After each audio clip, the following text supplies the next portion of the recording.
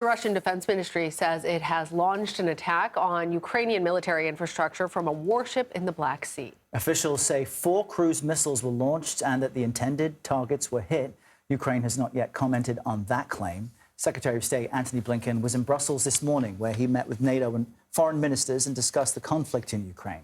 Blinken says NATO will not let the conflict in the Middle East overshadow its support of Kyiv. I heard a strong, enduring commitment on the part of alliance members to Ukraine, to making sure that it had what it needs to defend itself, to retake territory seized from it by Russia, but also to build itself up so that it can stand strongly on its own feet, militarily, economically, and democratically. Let's bring in CBS News intelligence and national security reporter Olivia Gazis from our D.C. bureau. Olivia, great to have you with us. Blinken there saying Ukraine's still a priority, but the reality is you've got the CIA director in the Gulf nation of Qatar. You've got the top hostage negotiator heading to Israel. How are the events in that conflict between Hamas and Israel affecting the U.S. support of Ukraine? You're absolutely right, Errol. Without question, it has shifted global attention in a big way away from the battlefield in Ukraine, with just the sheer amount of images and the hostage drama that you mentioned dominating the headlines for the past month.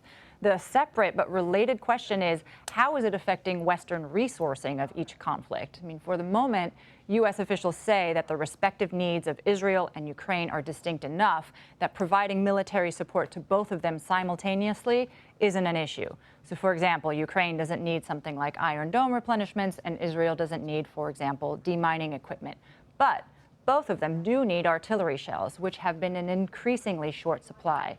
So the longer both of these conflicts drag on, the harder the choices will be about where ammunition goes, and that could absolutely have a very tangible effect on the battlefield in the future. Well, Olivia, even before the Israel-Hamas war, the U.S. was politically locked on the question of approving more aid for Ukraine. How does that impact NATO's support? Sure. Well, I mean, if you listen to the public statements like Blinken's just now coming out of the NATO ministerial, the commitment is enduring. The members all agree Russia can't win in Ukraine. That's rhetoric we can't really verify because, of course, these meetings are taking place behind closed doors. And the fact remains that only 7 of the alliance's 31 members met that 2% GDP defense spending minimum last year. And as you know, that is very much a sticking point for a certain Republican presidential frontrunner who's already threatened to pull the U.S. out of the alliance in the past. And that is actually exactly what Western intelligence agencies immediately assessed about Vladimir Putin, that he was banking on this long game of waning interest and support from the West for Kyiv, and Russia being able to just take as much pain as it needs to in order to outlast the Ukrainian military. In fact, U.S. officials are saying now that they're pretty confident that Putin isn't going to seek any kind of negotiated peace in Ukraine until he sees the results of the 2024 U.S. election, which means that that negotiated solution is that much farther away.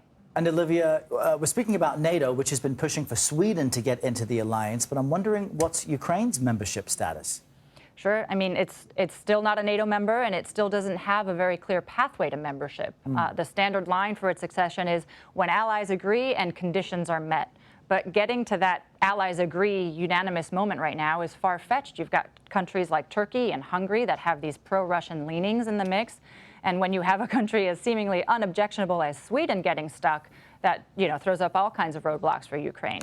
Membership is also impossible for it while it's at war, because that would immediately trigger that Article 5 collective defense provision. So actual membership is still a long way off.